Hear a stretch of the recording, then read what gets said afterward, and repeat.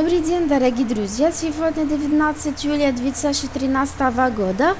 Мы ожидаем позитивный торговый диапазон для пар евро-доллар между уровнями 1.3080 и 1.3070, который пытается сформировать топ-ган и отступить на следующей неделе к уровню 1.3040, потом на уровнях 1.2999 и 1.2975.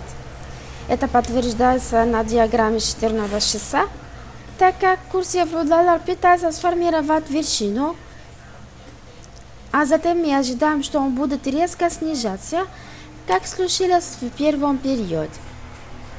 Так что сегодня торги на рынке будут носить нейтральный характер, и мы рекомендуем вам не войти на рынок. Если не формируется топ-ган, вы можете продать нас вверху на следующей неделе, потому что эта акция будет сопровождаться сильной медвежьей волной, как мы уже упоминали ранее. Вот что я хотела сказать на сегодня.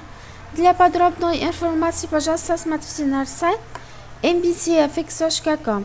Желаем вам прибыльных торгов на рынке Форекс. Огромное спасибо за внимание и до свидания.